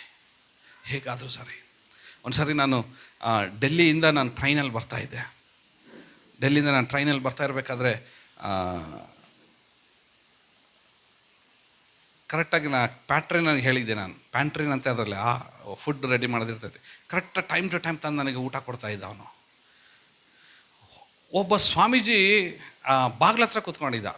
ನಂದದು AC ಬೋಗಿ ಇತ್ತು. ಜಸ್ಟ್ ಅದ್ರ ಡೋರ್ ಹತ್ರ ಒಬ್ಬ ಸ್ವಾಮೀಜಿ ಕೂತ್ಕೊಂಡಿದ್ರು. ಯಾಕೆ ಅವ್ರು ಯಾರು ಅವರು ಬಾಬಾಗಳಿಗೆ ಅವರು ನಾರ್ತ್ನಲ್ಲೆಲ್ಲ ಟ್ರಾವೆಲ್ ಮಾಡಿದ್ರೆ ಅವರು ಟಿಕೆಟ್ ಕೇಳೋದೇ ಇಲ್ಲ ಅವರಿಗೆ. ಯಾರು ಈ TTಗಳು ಬಾಗ್ಲ ಹತ್ರನೇ ಕೂತ್ಕೊಂಡಿದ್ರು ಅವರು. ಓಕೆ, ಸುಮ್ಮನೆ ಕೂತ್ಕೊಂಡಿದ್ದ ಅವನು. ಒನ್ ಡೇ ಮುಗೀತು. ಅಲ್ಲಿಂದ ಬರಲಿಕ್ಕೆ 2.5 ದಿನ ಬೇಕು ನನಗೆ. ಒನ್ ಡೇ ಮುಗೀತು. ಹೋಲ್ ಒನ್ ಡೇ ಅಲ್ಲೇ ಕೂತ್ಕೊಂಡಿದ್ದ ನಾನು. ಸುಮ್ಮನೆ ಅಲ್ಲೇ ಸ್ವಲ್ಪ ಹಿಂಗೆ ಮಲಗ್ತಿದ್ದ, ಅಲ್ಲೇ ಕೂತ್ಕೊಳ್ತಾ ಇದ್ದ. ನಾನು ವಾಶ್ರೂಮ್ಗೆ ಹೋಗಿ ಹಿಂಗೆ ಬರ್ಬೇಕಾದ್ರೆ ಅವರು 2-3 ಸತಿ ನೋಡಿದೆ. ನಾನು ನೋಡಿದ ತಕ್ಷಣವೇ ನಾನು ಹೋಗಿ ಅವ್ರಿಗೆ ಕೇಳಿದೆ, ಬಾಬಾ ಏನಾರು ತಿಂದ್ರ ಅಂತ ಕೇಳಿದೆ. ಕುಚ್ ಖಾಯಾ ಅಂತಂದು ಕೇಳಿದೆ ನಾನು ಅವರಿಗೆ. ನೈ ಬೇಟ ಕುಚ್ ಖಾಯಾ ನೈ ಮಗರ್ ಪೇಟ್ ಭರಾ ಹೈ ಅಂದ. ನಾನೇನು ತಿಂದಿಲ್ಲ, ಆದರೆ ಹೊಟ್ಟೆ ತುಂಬಿದೆ ಅಂದರೆ. ಓಕೆ, ನಾನು ಹೇಳಿದೆ, ಹೊಟ್ಟೆಯಲ್ಲಿ ಹಶು ಇದೆ, ಬಾಯಲ್ಲಿ ಏನಿದೆ, ಒಳ್ಳೆ ಮಾತಿದೆ. ನೋಡ್ರಿ, ಅವ್ನು ಸ್ವಾಮೀಜಿ ಆಗಿದ್ರು, ಹಿಂದೂ ಸ್ವಾಮೀಜಿ ಆಗಿದ್ರು ಕೂಡ ಬಾಯಲ್ಲಿ ಸಾವಿನ ಮಾತು ಮಾತಾಡಲಿಲ್ಲ. ಪೇಟ್ ತೋ ಖಾಲಿ ಮಗರ್ ನೈ ಭುಕಾ ನೈಯು ಪೇಟ್ ಭರಾ ಹೈ ಅಂತಾನೆ. ಅರ್ರೆ, ಆಶ್ಚರ್ಯ ಆಯ್ತು ನನಗೆ ಆ ಸ್ಟೇಟ್ಮೆಂಟ್ ಕೇಳಿದ ನನಗೆ. ಓಕೆ, ನಂದು ಊಟ ಬಂದಿತ್ತು. ಸೀದಾ ಊಟ ತೊಗೊಂಡೆ, ಸೀದಾ ತಂದು ಆ ಬಾಬಾ ಕಾಯಿ ಕೊಟ್ಟೆ. ಇದನ್ನು ಊಟ ಮಾಡಿ ನಾನು ತಿಂದೇಳಿ ಅಂತ. 1 ನಿಮಿಷ ಪರಲೋಕನೇ ಸಿಕ್ಕಂಗೆ ಆಗ್ಬಿಡ್ತಾ ಆ ಸ್ವಾಮೀಜಿಗೆ. ಹೋಲ್ ಡೇ ಫಾಸ್ಟಿಂಗ್ ಇದ್ದಾನೆ, ಉಪವಾಸ ಇದ್ದಾನೆ. ನನ್ನ ಮುಂದೆ ಹಿಂಗೆ ತಿಂದರ್ರಿ ಆ ಮನುಷ್ಯ. GABA GABA GABA GABA GABA ತಿಂದು ಆ ರೊಟ್ಟಿ ಹಂಗೆ ಹಿಂಗೆ ಮುರಿದ. 2 ಚಪಾತಿ ಕೊಟ್ಟಿದ್ರು ಅವರು. 2 ಚಪಾತಿ 2 ಪೀಸಿಗೆ ತಿನ್ಬಿಟ್ಟ ಆತ. ಹಾಕು ಗಮ್ ಗಮ್ ಅಂತಂದು ಹೇಳಿ ನನಗೆ ನೋಡ್ತಾನೆ ತಿಂತಾನೆ. ಅವಾಗ ನಾನು ಅನ್ಕೊಂಡೆ, ಧಾನೆ ಧಾನೆ ಪೆಲ್ಲಿ ಕಾ ಹೇ ಖಾನೆ ವಾಲೆ ಕಾ ನಾಮ್. Price the lord. ಪ್ರತಿ ಕಾಳಿನ ಮೇಲೆ ದೇವರು ಬರೆದಿದ್ದಾನೆ. ಓಕೆ, ಏನಾಗಿದ್ದಾನೆ? ಓಕೆ, ಅವನು ತಿಂದು ನೀರು ಕುಡಿದ ತಕ್ಷಣ ಅವನ ಮುಖ ಇಷ್ಟು ಅರಳುತ್ತೀ, ಇಷ್ಟು ಕ್ಲಿಯರ್ ಆದ ಆ ಮನುಷ್ಯ, ಇಷ್ಟು ಕ್ಲಿಯರ್ ಆದ. ಓಕೆ, ಕ್ಲಿಯರ್ ಆಗಿದ ತಕ್ಷಣ ನಾನು ನೋಡಿ ತುಂಬ ಸಂತೋಷಪಟ್ಟ ಅವನು. ಆಮೇಲೆ ಆ ಸ್ವಾಮೀಜಿ ಏನು ಮಾಡಿದೆ ಗೊತ್ತಾ, ನನ್ನ ಕಾಲಿಗೆ ಬಿದ್ದುಬಿಟ್ಟ ಅವನು. ನನ್ನ ಕಾಲಿಗೆ ಬಿದ್ದಿದ್ದ ತಕ್ಷಣ ನಾನು ಹಂಗೆ ನಿಂತ್ಕೊಂಡೇ ನೋಡ್ತಾ ಇದ್ದೇನೆ. ಓಕೆ, ನನ್ನ ಕಾಲಿಗೆ ನಾನು ಕೈ ಹಿಡ್ಕೊಂಡೆ, ನೋಡೋ ನೀವು ದೊಡ್ಡವರು ಹಿರಿಯರು, ನೀವು ನನ್ನ ಕಾಲಿಗೆ ಬೀಳಬಾರ್ದು. ಆ ಬಡೇ ಲೋಗ ಓಕೆ ಮೇರಾ ಪೇರ್ ಚುನಾನ ಅಂತಂದೇಳಿ ಅವ್ರ ಹಿಂದಿಯಲ್ಲಿ ನಾನು ಮಾತಾಡ್ತಿದ್ದೇನೆ ಅವ್ರ ಹತ್ರ. नहीं बेटा मुझे बहुत भूख लगा था, मैं 3 दिन से कुछ भी खाया नहीं अंದ್ರು. 4वा दिन 4 ದಿನ ಆಯಿತು, 4ನೇ ದಿನ ನಾನು ಏನೂ ತಿಂದಿದ್ದಿಲ್ಲ ಎಂಬುದಾಗಿ ಹೇಳ್ದ. ನಾನು ಯಾವ ಜಾತಿ ಧರ್ಮ ಏನನ್ನು ನೋಡಲಿಲ್ಲ ರೀ. ಯಾಕಂದ್ರೆ ನಮ್ಮ ದೇವರು ಎಲ್ಲ ಜಾತಿ ಧರ್ಮದವ್ರಿಗೆ ಆಹಾರ ಕೊಡುವ ದೇವರಾಗಿದ್ದಾನೆ. Hallelujah, hallelujah. ನಾನು ಅವನಿಗೆ ಆಹಾರ ಕೊಡಿಸಿ ನನ್ನ ಕಾಲಿಗೆ ಬೀಳ್ತಾನೆ ಅವನು. ಹಸಿವು ಅನ್ನೋದು ಪ್ರತಿಯೊಬ್ಬರ ಜೀವಿತದಲ್ಲಿದ್ದಾರೆ. ಆದರೆ ಹೇಗಾದರೂ ಮೂಲಕವಾಗಿ ಆ ಹಸಿವನ್ನು ತೀರಿಸ್ಲಿಕ್ಕೆ ನಮ್ಮ ದೇವರು ಶಕ್ತನಾಗಿದ್ದಾನೆ. ಯಾರ ಮೂಲಕನಾದ್ರೂ ಅದನ್ನು ತೀರಿಸ್ಲಿಕ್ಕೆ ದೇವರು ಏನಾಗಿದ್ದಾನೆ, ಶಕ್ತನಾಗಿದ್ದಾನೆ. Praise the lord, praise the lord. Okay, ಅಲ್ಲಿ ಎಲಿಯನನ್ನು ದೇವರು ಸಾಕಿ ಸಲಹಿದ್ದಾರೆ. ಓಕೆ, ಕಾಗೆ ಮೂಲಕ ಆಹಾರ ಬಂದಿದೆ. ಓಕೆ, ವಿಧವೆ ಮೂಲಕವಾಗಿ ಆಹಾರ ಬಂದಿದೆ ರೀ. ಆಮೆನ್. ಬರಗಾಲದಲ್ಲಿ ಕೂಡ ನಮ್ಮ ದೇವರು ಸಾಕುವ ದೇವರು ಆತನಾಗಿದ್ದಾನೆ. 1 ಅರಸು 7ನೇ ಅಧ್ಯಾಯ 8ನೇ ವಾಕ್ಯ ಓದ್ರಿ. First king. ಆ ಕುಷ್ಠರೋಗಿಗಳು ಪಾಳೆಯದ ಅಂಚಿಗೆ ಬಂದಾಗ, ಸೆಕೆಂಡ್ ಕಿಂಗ್ ಓದ್ರಿ. ಆ ಕುಷ್ಠರೋಗಿಗಳು ಪಾಳೆಯದ ಅಂಚಿಗೆ ಬಂದಾಗ, ಆ ಕುಷ್ಠರೋಗಿಗಳು ಪಾಳೆಯದ ಅಂಚಿಗೆ ಬಂದಾಗ ಮೊದಲನೆಯ ಡೇರೆಯನ್ನು ಹೊಕ್ಕು ಉಂಡು ಕುಡಿದು ಅದರಲ್ಲಿದ್ದ ಬೆಳ್ಳಿ ಬಂಗಾರವನ್ನು ಬಟ್ಟೆಗಳನ್ನು ತೆಗೆದುಕೊಂಡು ಅಡಗಿಸಿಟ್ಟರು. ಓಕೆ, ಇನ್ನೊಂದು ಡೇರಿಗೆ ಹೊಕ್ಕು ಅಲ್ಲಿಂದಲೂ ತೆಗೆದುಕೊಂಡು ಅಡಗಿಸಿಟ್ಟರು. ಓಕೆ, ಆಮೇಲೆ 9ನೇ ವಾಕ್ಯ. ಅನಂತರ ಅವರು, ಇದು ಶುಭವಾರ್ತೆಯ ದಿವಸವಾಗಿದೆ, ಇದು ಶುಭ ವಾರ್ತೆಯ ದಿವಸವಾಗಿದೆ, ನಾವು ಇದನ್ನು ಪ್ರಕಟಿಸದಿರುವುದು ಒಳ್ಳೆಯದಲ್ಲ. Okay, hallelujah. ಇಲ್ಲಿ ನೋಡ್ರಿ, ಒಂದು ಬರಗಾಲ ಬಂದಿದೆ. ಬರಗಾಲದಲ್ಲಿ ಸಾಯುವವರು ಆಗಿದ್ದಾರೆ. ಊಟ ಇಲ್ಲ, ನೀರಿಲ್ಲ, ಏನೇನೇ ಇಲ್ಲ. ಓಕೆ, ಆದರೆ ದೇವರು ತನ್ನ ಪ್ರವಾದಿ ಮೂಲಕವಾಗಿ ಮಾತನಾಡಿದ ಮಾತು ರುಜುವಾತು ಪಡಿಸಿದ್ದಾನೆ. ಇಲ್ಲಿ ಒಂದಿಷ್ಟು ಕುಷ್ಠರೋಗಿಗಳಿದ್ದಾರೆ. ಆ ಕುಷ್ಠರೋಗಿಗಳು ಒಬ್ರಿಗೊಬ್ರು ಮಾತನಾಡ್ಕೊಳ್ತಾ ಇದ್ದಾರೆ, ನಾವಿಲ್ಲಿದ್ದು ಈ ಬರಗಾಲದಲ್ಲಿ ಸಾಯುವುದಕ್ಕಿಂತ ಆರಾಮರ ಪಾಳ್ಯಕ್ಕೆ ಹೋಗ್ಬಿಡೋಣ, ಅಲ್ಲಿ ಏನಾದರೂ ಊಟ ಸಿಗ್ಬೋದೇನ ನೋಡೋಣ. ಆರಾಮರ ಪಾಳ್ಯಕ್ಕೆ ಹೋಗಿದ್ದಾರೆ ಅವರು. ಅಲ್ಲೇನಾಗಿದೆ, ದೇವರು ತನ್ನ ಮಾತಿನ ಮೇರೆಗೆ ಆರಾಮದಲ್ಲಿಂದ ಒಬ್ರಿಗೊಬ್ರು ಹೊಡೆದಾಡ್ಕೊಂಡು ಸತ್ತು ಹೋಗಿದ್ದಾರೆ. ಅವರ ಆಹಾರ ಫ್ರೆಶ್ ಆಗಿ ಹಂಗೆ ಇದೆ. ಅವ್ರ ಬೆಳ್ಳಿ ಬಂಗಾರ ಎಲ್ಲವಲ್ಲಿದೆ. ಒಬ್ಬನು ಹೋಗ್ತಾನೆ, ಒಂದು ಡೈರಿ ಒಳಗೆ ಹೋಗಿದ ತಕ್ಷಣ ಬೆಳ್ಳಿ ಬಂಗಾರ ತೆಗೆದುಕೊಳ್ಳಿಲ್ಲ, ಆಸ್ತಿಗಳನ್ನು ತೆಗೆದುಕೊಳ್ಳಿಲ್ಲ. ಫಸ್ಟ್ ಅವ್ರು ಏನು ತಗೊಂಡ್ಕೊಂಡ್ರಂತೆ, ಫಸ್ಟ್ ಅವ್ರು ಏನು ಮಾಡಿದ್ರು, ಉಂಡು ಕುಡಿದು ತೃಪ್ತರಾದರು. ಫಸ್ಟು ಒಬ್ಬ ಮನುಷ್ಯನಿಗೆ ಜೀವನಕ್ಕೆ ಬೇಕಾಗಿರೋದು ಬೆಳ್ಳಿ ಬಂಗಾರ ಆಸ್ತಿ ಅಲ್ಲ ರೀ. ಫಸ್ಟ್ ಒಬ್ಬ ಮನುಷ್ಯನ ಜೀವನಕ್ಕೆ ಬೇಕಾಗಿರುವಂಥದ್ದು ಆಹಾರ. ಹಲ್ಲೆಲೂಯ. ಕುಷ್ಠ ರೋಗಿಗಳಿಗೂ ಸಹ ಆ ಬರಗಾಲದಲ್ಲಿ ಆಹಾರ ಕೊಟ್ಟ ದೇವರು ನಮ್ಮ ದೇವರಾಗಿದ್ದಾನೆ. ಇದು ಬೈಬಲಲ್ಲಿ ದೇವರು ನಮಗೆ ರುಜುವಾತು ಮಾಡಿ ನಿಲ್ಲಿಸಿದ್ದಾನೆ. Amen, amen, hallelujah. ಎಲ್ಲರಿಗೂ ಆಹಾರ ಕೊಡುವ ದೇವರತನಾಗಿದ್ದಾನೆ. ಕೀರ್ತನ ಓಕೆ, ಏನು ಹೇಳ್ತಿದ್ದ ಅದು ಓದ್ರಿ. ಇದರ ಆದಾಯವನ್ನು ಆಶೀರ್ವದಿಸುವೆನು, ನಾನು ಆಶೀರ್ವದಿಸುವೆನು. ಇಲ್ಲಿಯ ಬಡವರನ್ನು ಆಹಾರದಿಂದ ತೃಪ್ತಿಗೊಳಿಸುವೆನು. ಎಕ್ಸಾಕ್ಟ್ಲಿ, ಇಲ್ಲಿಯ ಬಡವರ ನಾನು ಏನು ಮಾಡ್ತೀನಂತೆ, ಇಲ್ಲಿಯ ಬಡವರನ್ನು ಏನು ಮಾಡ್ತೀನಿ, ಆಹಾರದಿಂದ ತೃಪ್ತಿಗೊಳಿಸುವೆನು. ಓಕೆ, ಆಹಾರದಿಂದ ತೃಪ್ತಿಗೊಳಿಸ್ತೇನೆ ಎಂಬುದಾಗಿ ದೇವರು ಹೇಳಿದ್ದಾನೆ. ಯಾರನ್ನ ದೇವರು ತೃಪ್ತಿಗೊಳಿಸ್ತಾರಂತೆ ಹೇಳ್ರಿ? ಬಡವರನ್ನ. ಜೋರಾಗಿ ಹೇಳ್ರಿ, ಬಡವರನ್ನ, ನಿರ್ಗತಿಕರನ್ನ. ನೋಡ್ರಿ, ಬಡವರನ್ನು ಸಹ ದೇವರು ಉಪವಾಸ ಮಲಗಿಸೋದಿಲ್ಲರಿ. ಅವನ ಮನೆಯಲ್ಲಿ ಏನೂ ಇಲ್ಲದ ಅಂದರೆ ಏನಾದರೂ ಒಂದು ಸಿಗ್ತದೆ. Praise the Lord. ಆಹಾರದ ಇಲ್ಲದ ಸಮಯದಲ್ಲಿ ಆಹಾರವನ್ನು ಕೊಟ್ಟು ಪ್ರತಿಯೊಬ್ಬರಿಗೂ ಕೂಡ ದೇವರು ಉಪವಾಸ ಇಲ್ಲದೆ ದೇವರು ಮಲಗಿಸುವವನಾಗಿದ್ದಾನೆ. ಪ್ರತಿಯೊಬ್ಬೊಬ್ಬರಿಗೂ ಕೂಡ ಒಂದು ಹಣ್ಣಾದ್ರೂ ದೇವರು ಅದನ್ನು ತಂದು ಕೊಡುವವನಾಗಿದ್ದಾನೆ. Praise the lord, hallelujah. ನಾನು ತಮಿಳ್ನಾಡಲ್ಲಿ ಬೈಬಲ್ ಕಾಲೇಜಲ್ಲಿ ಓದ್ತಿರ್ಬೇಕಾದ್ರೆ ಒಂದಮ್ಮ ಸಾಕ್ಷಿ ಹೇಳ್ತಾ ಇದ್ರಿ, ನಾವು ಬಡವರು, ಏನೂ ಇಲ್ಲ, ನಾವು ನನ್ನ ಮಕ್ಕಳನ್ನ ಕರ್ಕೊಂಡು ಹೋಗಿ ಭಯಂಕರ ಬಿಸಿಲಲ್ಲಿ ಗುಡಿಸ್ಲು ಮನೆಯಲ್ಲಿ ಇದ್ವಿ, ನಾವು ಇರ್ಲಿಕ್ಕೆ ಆಗ್ತಾ ಇರಲಿಲ್ಲ, ನನ್ನ ಮಕ್ಕಳಿಗೆ ತಿನ್ನೋಕ್ಕೆ ಆಗ್ತಾ ಇರಲಿಲ್ಲ. ಒಂದು ಮರದ ಕೆಳಗೆ ಹೋಗಿ ನಾವು ನನ್ನ ಮಕ್ಕಳನ್ನು ಮಲಗಿಸಿ ನಾನು ಇದು ಮಾಡ್ತಾಯಿದ್ದೆ, ಅವ್ರನ್ನ ಸಮಾಧಾನ ಮಾಡ್ತಾಯಿದ್ದೆ. ನಾನು ಅವಾಗ ಆ ಅಮ್ಮ ಹೇಳಿದ್ದೇನೆಂದರೆ, ನಾನು ಆ ಥರ ಮಾಡ್ತಾ ಇರಬೇಕಾದ್ರೆ ನನ್ನ ಕಣ್ಣಿಂದ ನನಗೆ ನಂಬಲಿಕ್ಕೆ ಆಗಲಿಲ್ಲ. ಏನಂದರೆ, ಓಕೆ, ಇವರು ಅದು ನೋಡಿಲ್ಲ, ಅದು ಆ್ಯಕ್ಚುಲಿ ಪೇರ್ಲೆಕಾಯಿ ಮರ, ಅದು ಗೊತ್ತಲ್ಲ, ಸೀಬೆಕಾಯಿ ಮರ. ಅದು ಗಿಣಿಗಳು ಏನು ಮಾಡಿದ್ದಾವೆ ಬಂದು ಮಧ್ಯಾಹ್ನ ಟೈಮ್ನಲ್ಲಿ, ಯೂಶ್ವಲಿ ಗಿಳಿಗಳು ಬರೋದು ಕಷ್ಟ, ಆದರೆ ಆ ಮಧ್ಯಾಹ್ನ ಟೈಮ್ನಲ್ಲಿ ಭಯಂಕರ ಬಿಸಿಲಿನಲ್ಲಿ ಬಿದ್ದು ಆ ಗಿಳಿಗಳು ಆ ಪೇರ್ಲೆ ಹಣ್ಣನ್ನು ಕಟ್ ಮಾಡಿ 4-5 ಹಣ್ಣುಗಳನ್ನು ಕೆಳಗೆ ಬಿದ್ದಿದೆ, ಪೇರ್ಲೆಕಾಯಿ ಬಿದ್ದಿದೆ. ಅದನ್ನು ನೋಡಬೇಕಾದ್ರೆ ಸ್ವರ್ಗನೇ ಸಿಕ್ಕಂಗೆ ಆಗಿತ್ತಂತ ಆ ಯಮ್ಮನಿಗೆ. ಅದನ್ನು ತಾನು ತಿಂದು ತನ್ನ ಮಕ್ಕಳಿಗೆ ತಿನ್ನಿಸಿದ್ರಂತೆ. ಹಲ್ಲೆಲೂಯಾ. ಒಂದು ಹಣ್ಣಾದ್ರೂ ಕೂಡ ದೇವರು ಕೊಟ್ಟು ಹೊಟ್ಟೆ ತುಂಬಿಸೋನಾಗಿದ್ದಾನೆ. ದೇವರು ಯಾರಿಗೆ ಆಜ್ಞಾಪಿಸಿದ್ದಾನೆ? ಒಂದು ಗಿಳಿಗೆ ಆಜ್ಞಾಪಿಸಿದ್ದಾನೆ. ಒಂದು ಗಿಳಿ ಹೋಗಿ ತಾನು ತಿನ್ಬೇಕಾದನ್ನು ಅದು ತುದಿ ಕಟ್ ಮಾಡಿದೆ, ಹಣ್ಣು ಕೆಳಗೆ ಬಿದ್ದಿದೆ. ಕರೆಕ್ಟಾಗಿ ಆ ಅಮ್ಮನ ಪಕ್ಕದಲ್ಲೇ ಬಿದ್ದ ಹಣ್ಣು ಬಿದ್ದಿದೆ. ಮಕ್ಕಳಿಗೆ ಎಬ್ಬಿಸಿ ಮೇಲೆದ್ದು ನೋಡಿದ್ರೆ ಓಕೆ ಅದು ಪೇರ್ಲೆಕಾಯಿ ಮರ, ಅದು ಅಥವಾ ಸೀಬೆಕಾಯಿ ಮರ, ಅದನ್ನು ತಿಂದು ಹೊಟ್ಟೆ ತುಂಬಿಸಿದಾರಂತೆ. ವಾಕ್ಯ ಹೇಳ್ತಿದೆ, ಇಲ್ಲಿಯ ಬಡವರನ್ನು ನಾನು ಆಹಾರದಿಂದ ನಾನು ಏನು ಮಾಡ್ತೀನಿ, ಅವರನ್ನು ತೃಪ್ತಿಗೊಳಿಸ್ತೀನಿ ಎಂಬುದಾಗಿ ಕರ್ತನ ಮಾತನ್ನು ಬರೆಯಲ್ಪಟ್ಟಿದೆ. Amen, hallelujah. ಓಕೆ, ದೇವರು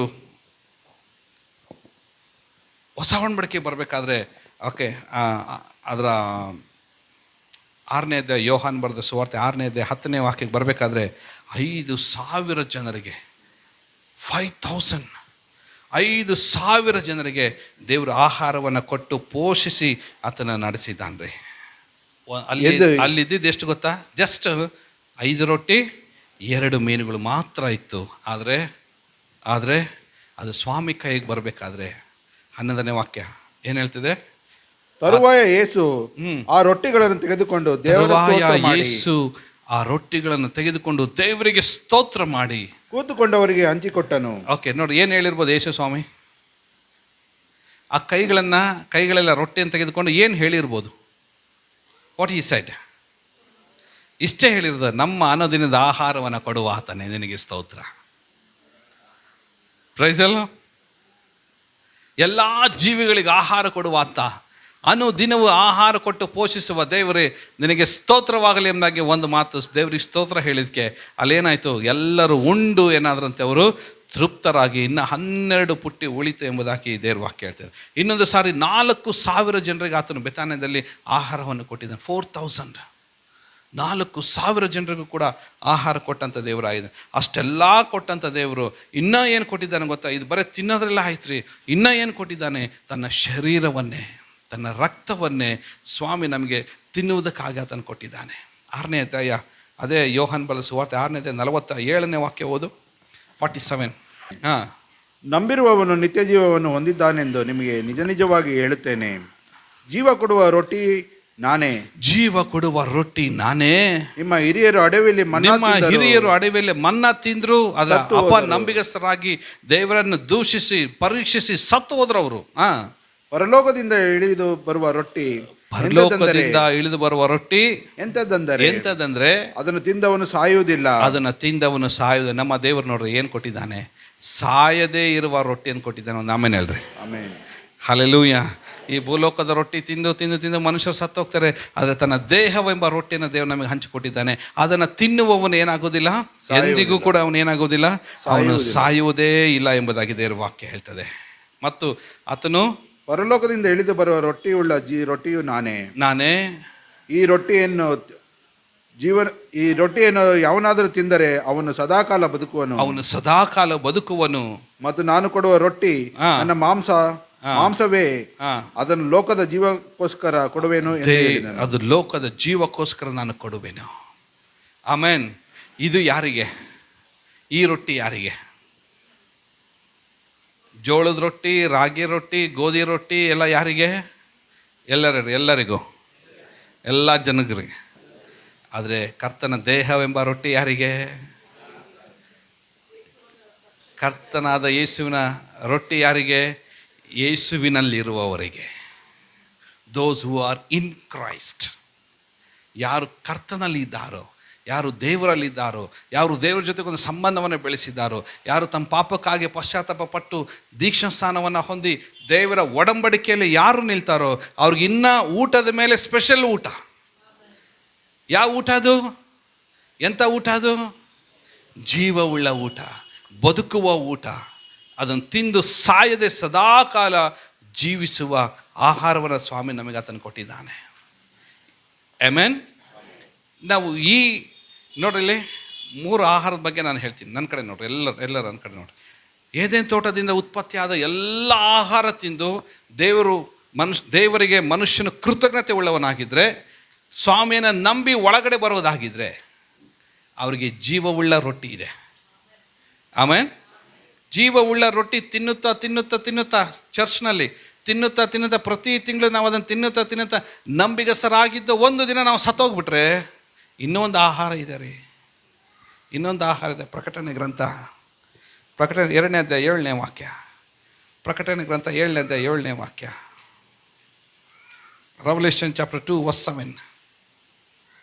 ದೇವರಾತ್ಮನು ಸಭೆಗಳಿಗೆ ಹೇಳುವುದನ್ನು ಕಿವಿಯುಳ್ಳವನು ಕೇಳಲಿ. ದೇವರಾತ್ಮನು ಸಭೆಗಳಿಗೆ ಹೇಳುವುದನ್ನು ಕಿವಿಯುಳ್ಳವನು ಕೇಳಲಿ. ಯಾವನು ಜಯ ಹೊಂದುತ್ತಾನೋ ಅವನಿಗೆ ದೇವರ ಪರದೇಶಿನಲ್ಲಿರುವ ಜೀವದಾಯಕ ವೃಕ್ಷದ ಹಣ್ಣನ್ನು ತಿನ್ನುವುದಕ್ಕೆ ಕೊಡುವೆನು. ಆಮೆನ್. ಭೂಲೋಕದಲ್ಲಿ 2 ಥರ ಆಹಾರ ಇದೆ, ಪರಲೋಕದಲ್ಲಿ ಒಂದು ಆಹಾರ ಇದೆ. ಭೂಲೋಕದಲ್ಲಿ 2 ಆಹಾರ ಯಾವುದು? ಒಂದು, ಮನುಷ್ಯನು ಬದುಕುವಂಥ ದೇಹಕ್ಕೆ ಬೇಕಾದಂಥ ಎಲ್ಲ ಆಹಾರ, ಹಣ್ಣು ಹಂಪಲುಗಳನ್ನು ದೇವರಲ್ಲಿ ಇಟ್ಟಿದ್ದಾನೆ. ಅದನ್ನು ತಿಂದು ಮನುಷ್ಯನು ನಂಬಿಗಸ್ತನಾಗಿ ಸ್ವಾಮಿಗೆ ಕೃತಜ್ಞತೆ ಹೇಳುವ ಕರ್ತನ ಸಭೆಗೆ ಬರೋದಾಗಿದ್ದರೆ, ಈ ಸಭೆಯಲ್ಲೂ ಕೂಡ ಒಂದು ಆಹಾರ ಇಟ್ಟಿದ್ದಾನೆ. ಅದು ತನ್ನ ರೊಟ್ಟಿ ಮತ್ತು ತನ್ನ ರಕ್ತವನ್ನು ಆತ ನಮಗೆ ಹಂಚಿಕೊಡುವ ದೇವರಾಗಿದ್ದಾನೆ. ಇದನ್ನು ತಿಂದು ನಂಬಿಗಸ್ತನಾಗಿ ಜಯ ಹೊಂದುವನಾಗಿದ್ದರೆ ಇನ್ನೊಂದು ಆಹಾರ ಇದೆ, ಅದು ಪರಲೋಕದಲ್ಲಿ ಇದೆ ರೀ, ಪರಲೋಕದಲ್ಲಿ ಇದೆ. ಆಮೇಲೆ ಅಲ್ಲಿ ಮುಂದಿನ ಸಭೆ ಹೇಳ್ತೇನೆ, ನಾನು ನಿಮಗೆ ಬಚ್ಚಿಟ್ಟಿರುವ ಮನ್ನವನ್ನು ನಾನು ಕೊಡುತ್ತೇನೆ. ಪರದೇಶಿನಲ್ಲಿರುವಂಥ ಜೀವವುಳ್ಳ ಯಾವುದಂತೆ ಜೀವ ವೃಕ್ಷದ ಹಣ್ಣನ್ನು ನಿಮಗೆ ತಿನ್ನುವುದಕ್ಕೆ ನಾನು ನಿಮಗೆ ಕೊಡ್ತೇನೆ. ಮೂರನೇದು ಎಷ್ಟು ಜನರು ಇಲ್ಲಿಗೆ ಬರಬೇಕಂತ ಆಸೆ ಪಡ್ತೀರಾ? ಇಲ್ಲಿ ಮೂರನೇ ಸ್ಟೆಪ್ ಅಂದರೆ ಅಲ್ಲಿ ಎಷ್ಟು ಜನ ತಿನ್ಬೇಕಂತ ಆಸೆ ಪಡ್ತೀರಾ? ಅರೆ ನಿಮ್ಮ ಕೈಗಳನ್ನು ನೋಡ್ಬೋದಾ? ಒಂದು ಕಾಲು, ಒಂದೂವರೆ ಕೈಗಳನ್ನು ಎತ್ತನ. Price the lord. ನಾವು ಆ ಹಣ್ಣನ್ನು ತಿನ್ನಲಿಕ್ಕೆ, ಆ ಮನ್ನವನ್ನು ತಿನ್ನಲಿಕ್ಕೆ ದೇವರು ಈ ಸಭೆಯಲ್ಲಿ ನಮ್ಮನ್ನೆಲ್ಲರನ್ನೂ ಸಿದ್ಧ ಮಾಡುವ ದೇವರಾತನಾಗಿದ್ದಾನೆ. ನಮ್ಮನ್ನೆಲ್ಲರನ್ನು ಸಿದ್ಧ ಮಾಡ್ತಾ ಇದ್ದಾನೆ. ನಾನು ಮಾತು ಹೇಳ್ತೀನಿ, ಎಲ್ಲರೂ ಕೇಳಿಸ್ಕೊಡ್ರಿ.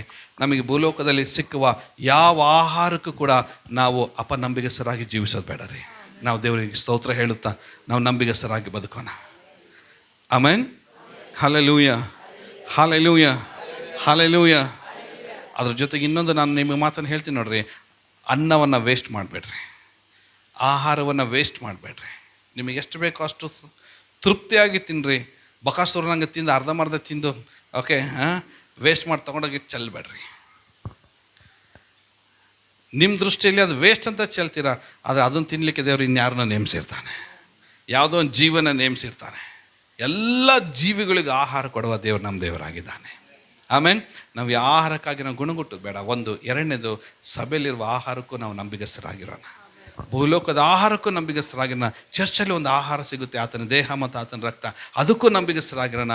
ಮುಂದೆ ಒಂದಿನ ಬಚ್ಚಿಟ್ಟಿರುವ ಮನ್ನ, ಪರದೇಶಿನಲ್ಲಿ ಜೀವವುಳ್ಳ ವೃಕ್ಷದ ಹಣ್ಣನ್ನು ದೇವರು ನಮಗೆ ಕೊಡಲಿಕ್ಕೆ ಶಕ್ತನಾಗಿದೆ. ಆತನು ವಾಗ್ದಾನ ಮಾಡಿ ನಂಬಿಗಸ್ತನಾಗಿದ್ದಾನೆ. ಇವಾಗ ನಾವು ನಂಬಿಗಸ್ತರಾಗಿ ಅದನ್ನು ನಾವು ಪಡ್ಕೊಳ್ಬೇಕಷ್ಟೇ. ವಾಹ್. ಅದಕ್ಕೆ ಈಗ ನಿಮ್ಮ ಕಣ್ಣು, ನಿಮ್ಮ ಮನಸ್ಸು ಎಲ್ಲವನ್ನ ಆಹಾರ ಕೊಡುವ ಆತನ ಕಡೆಗೆ ನಿಮ್ಮ ಮನಸ್ಸನ್ನು, ಕಣ್ಣುಗಳನ್ನು, ಕೈಗಳನ್ನು ಎತ್ತಿ ಹೇಳ್ರಿ, ನಮ್ಮ ಅನುದಿನದ ಆಹಾರವನ್ನು ಇವತ್ತು ನಮಗೆ ದಯಪಾಲಿಸು. Hallelujah, hallelujah, amen. ಹೇಳ್ರಿ, ನಮ್ಮ ಸಂತೃಪ್ತಿಗೊಳಿಸುವ ದೇವರು, ನಿದ್ರೆಯಲ್ಲಿ ಆಹಾರ ಕೊಡುವ ದೇವರು, ಕಾಗೆ ಮುಖಾಂತರ ಬರುವ ದೇವರು, ಏಮನಂತೆ ವಿಧವೆ ಮುಖಾಂತರ ಕೊಡುವ ದೇವರು, ಆಮೆನ್. ಇರುವೆಗೂ ಕೂಡ ಆಹಾರ ಕೊಡುವವನಾಗಿದ್ದಾನೆ ದೇವರು. ಒಂದು ಸಣ್ಣ ಇರುವೆಗೂ ಜ್ಞಾನೋಕ್ತಿ 30-24 ವಾಕ್ಯದಲ್ಲಿ ಬರೆಯಲ್ಪಟ್ಟಿದೆ, ಸುಗ್ಗಿ ಕಾಲದಲ್ಲಿ ಇರುವೆ ತನ್ನ ಆಹಾರವನ್ನು ಶೇಖರಿಸಿಕೊಳ್ತದೆ ಎಂಬುದಾಗಿ ಹೇಳ್ತಿದೆ. ಒಂದು ಇರುವೆಗೂ ಸಹ ಆಹಾರ ಕೊಡುವ ನಮ್ಮ ದೇವರಾತನಾಗಿದ್ದಾನೆ. Praise the lord, praise the lord. ಸ್ವಾಮಿ ನಮಗೆ ಕಲಿಸ್ಕೊಟ್ಟ ಪ್ರಾರ್ಥನೆಯಲ್ಲಿ, ಪರಲೋಕದ ಪ್ರಾರ್ಥನೆಯಲ್ಲಿ ಆತನು ಹೇಳ್ತೇನೆ, ನಮ್ಮ ಅನ್ನದಿಂದ ಆಹಾರವನ್ನು ಇವತ್ತು ನಮಗೆ ದಯಪಾಲಿಸು. ಅಂದರೆ ನಾವು ನಿನ್ನನ್ನು ಬೇಡ್ತಾ ಇದ್ದೇವೆ ಸ್ವಾಮಿ, ನೀನು ಕೊಡುವಾತನಾಗಿದ್ದಿ, ನೀನೇ ಕೊಡಲಿಕ್ಕೆ ಶಕ್ತನಾಗಿದ್ದಿ, ನೀನು ಜೀವಿಸುವ ದೇವರು. ಆಹಾರ ಕೊಡೋದಕ್ಕಾಗಿ ನೀನು ಇನ್ನೂ ಜೀವಿಸ್ತಾ ಇದ್ದೀಯ. ನೀನು ಬಂಡೆಯನ್ನು ಸೀಳಿ ನೀರು ಕೊಟ್ಟಂಥ ದೇವರು, ಆಕಾಶವನ್ನು ತೆರೆದು ಮನ್ನವನ್ನು ಕೊಟ್ಟಂಥ ದೇವರು. ನನ್ನನ್ನು, ನನ್ನ ಸಂತತಿಯನ್ನು ಪೋಷಿಸಲಿಕ್ಕೆ ನೀನು ಶಕ್ತನು ಸಾಮರ್ಥ್ಯನಾಗಿದ್ದಿ. ನನ್ನ ಮನಸ್ಸನ್ನು ನಿನ್ನ ಕಡೆ ಎತ್ತುತ್ತಾ ಇದ್ದೀನಿ, ಕೃತಜ್ಞತಾ ಸ್ತೋತ್ರ ನಾನು ಸಲ್ಲಿಸ್ತೇನೆ ಎಂಬುದಾಗಿ. Amen, hallelujah. ಕರ್ತನು ಈ ಮಾತುಗಳಿಂದ ದೇವರು ನಿಮ್ಮನ್ನು ಆಶೀರ್ವದಿಸಲಿ. ಎಷ್ಟು ಜನರಿಗೆ ಆಶೀರ್ವಾದವಾಯಿತು.